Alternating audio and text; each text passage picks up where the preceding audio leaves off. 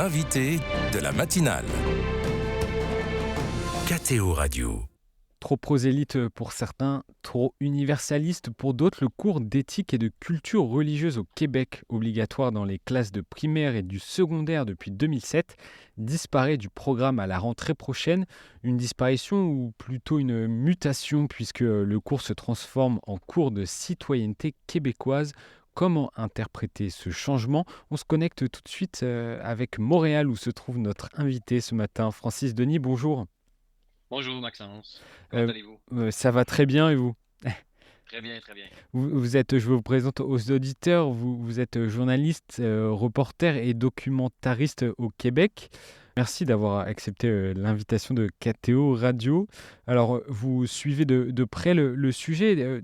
Tout d'abord, à quoi servait ce cours d'éthique et de culture religieuse? Qu'est-ce qu'il y avait dedans?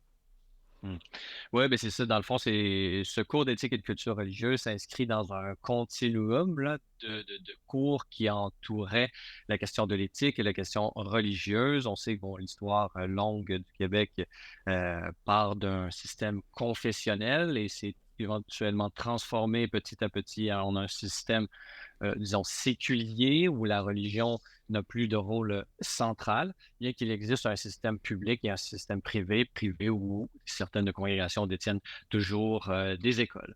Donc, dans ce contexte de contenu scolaire à enseigner dans l'ensemble du système scolaire québécois, on sent qu'il y a toujours eu des interprétations politiques différentes et ça a toujours touché un peu la question religieuse. Donc, le cours d'éthique et de culture religieuse a été mis sur pied en 2007 et depuis sa fondation, il a toujours fait scandale, entre guillemets, ou disons polémique, disons ça comme ça.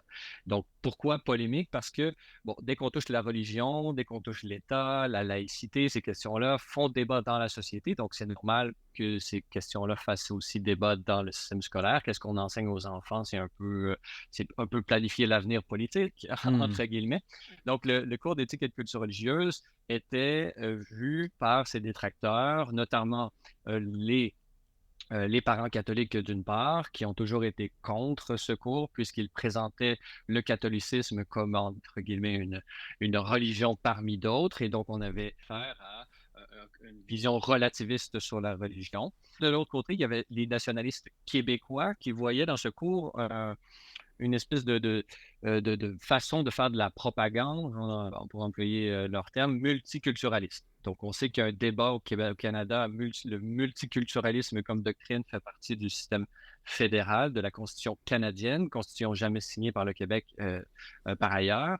Et d'autre côté, le cours d'éthique et de culture religieuse était vu par les nationalistes québécois comme faisant la promotion de quelque chose qui ne fait pas partie de l'identité québécoise. Donc, il y avait ces deux grands courants d'idées qui étaient très critiques par rapport à Il, ce cours-là il pour était des critiqué restés des deux côtés, quoi.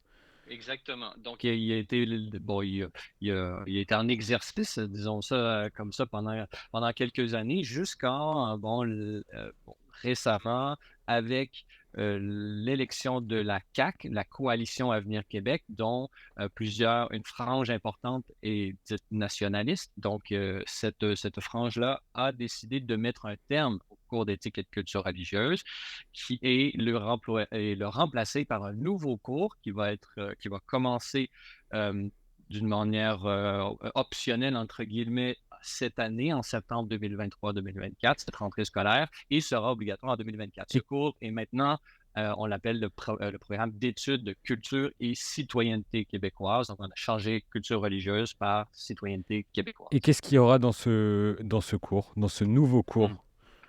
Ouais, ce nouveau cours, les finalités du programme, on parle de préparer à l'exercice de la citoyenneté québécoise, à viser la reconnaissance de soi et de l'autre et la poursuite du bien commun. Donc, on est véritablement dans une description très large, là. Donc, c'est un apprentissage de la citoyenneté. Donc, toujours la question de quelles sont les balises à avoir entre l'identité individuelle et l'identité collective et comment apprendre à jongler avec ces deux paliers de la citoyenneté, non seulement de manière individuelle, mais d'une manière collective. Donc, de la première année du primaire et jusqu'en fin secondaire. Il faut savoir, là, il y a le primaire et le secondaire là, au Québec, à l'exception du secondaire 3 qui n'aura pas ce cours, qui est donné qui est oublié pendant cette année-là, peut-être pour laisser plus de place à d'autres matières. Et donc, ce cours vise véritablement à augmenter les compétences des uns et des autres là, à devenir de meilleurs citoyens. Donc, on peut penser que cette question de la citoyenneté elle-même faisant débat dans la société, cette question de la citoyenneté telle qu'enseignée fait également débat en ce moment au Québec. Donc, contenu, on parle beaucoup de contenu civil, les différences entre les différentes identité, et là, on parle beaucoup d'identité de genre. Lorsqu'on regarde sur le mystère de l'éducation et de la présentation de ce cours, on voit comment la question de la sexualité joue un rôle vraiment central dans ce cours-là. D'où l'éventualité de contestation qui vont pouvoir se faire, puisqu'on le sait, la question de la sexualité elle-même faisant débat, elle va faire débat elle-même dans les écoles. Donc, on parle beaucoup de théorie du genre. Ces détracteurs vont parler de volonté d'imposer une façon de concevoir la sexualité plutôt qu'une autre et tout ça. Et donc, il y a déjà des organismes ou des organisations qui essaient de s'organiser autour de ça, puisque cette question faisant polémique, et on a l'impression, certains parents, par exemple, ont l'impression que leur droit à donner une éducation conforme à leurs valeurs et à leur religion ne sont pas respectés dans le cadre de ce cours. Et selon vous, Francis Denis, qui sort gagnant aujourd'hui avec la mutation du cours d'éthique et de culture religieuse en ce nouveau cours? Oui, oui, oui, ben, d'après moi, qui sort gagnant, c'est-à-dire, tout dépendant de comment les enfants vont assimiler le contenu du cours. C'est sûr que ce que j'ai appelé tout à l'heure les parents nationalistes, en guillemets, sont les grands gagnants politiques de ce nouveau cours, puisqu'ils ont retiré la culture religieuse comme étant l'élément central du cours. Donc, de ce point de vue-là, oui aussi, les parents, disons, catholiques qui étaient contre le cours de CR, d'éthique et de culture religieuse, sont gagnants une partie parce que la vision relativiste sur leur religion n'est plus enseignée. Donc, de ce côté-là, ils ont gagné, entre guillemets, mais de l'autre côté, on peut penser que le catholicisme va être enseigné non plus comme un donné social appartenant à l'aujourd'hui en manifestant une perspective, disons, vraiment très descriptive là, du catholicisme, mais on va plutôt le présenter à travers le prisme de la culture et de l'histoire. Donc, le nouveau cours va présenter le catholicisme comme un élément intégral de l'histoire, euh, de, de, de l'évolution et de l'existence de la citoyenneté québécoise, mais on peut penser aussi le rejet de ce dernier, le rejet du catholicisme dans les années Hmm. 60 va également faire partie de l'enseignement de ce cours. D'où peut-être un peu le quiproquo, là, d'une certaine façon, c'est véritablement une vision laïque au sens de séculière. Mhm. Séculière au sens où on fait une abstraction de la religion dans le cadre de la citoyenneté. La citoyenneté doit se vivre à l'extérieur du cadre religieux, selon ce nouveau cours. Donc, Et, on peut penser que ça va éventuellement créer de certaines tensions. et peut-on y voir là un symbole fort de la sécularisation grandissante au Québec?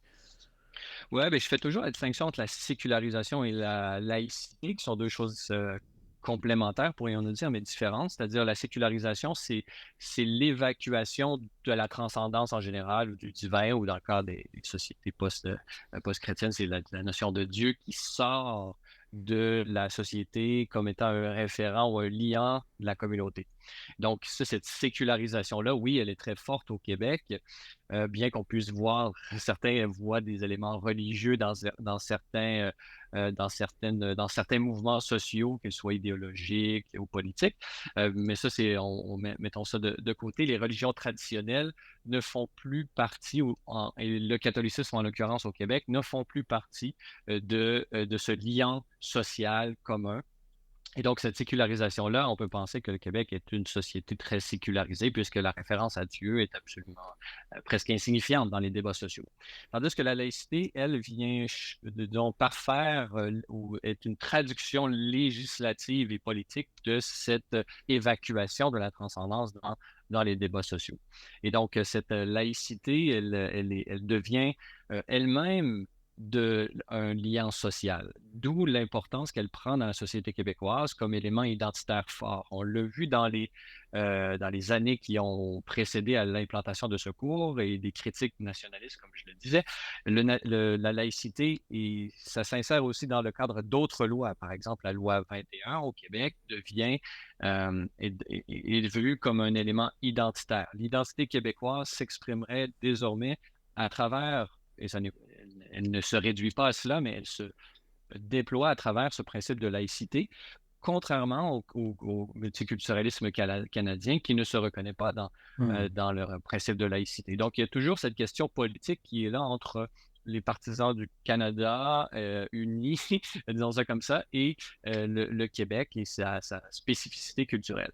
Et d'où, avec les nombreuses vagues d'immigration successives qui ont eu lieu dans les dernières années, commence à créer certaines tensions entre les partisans de la laïcité comme faisant partie de la nationalité québécoise et les nouvelles vagues d'immigration qui arrivent, qui, eux, ne sont pas nécessairement sécularisés culturellement. Et donc, eux, cette présence de Dieu dans l'espace public, de la transcendance en général, elle a toujours sa place. Donc, d'où la nouvelle loi qui vient renforcer la laïcité d'une manière plutôt coercitive.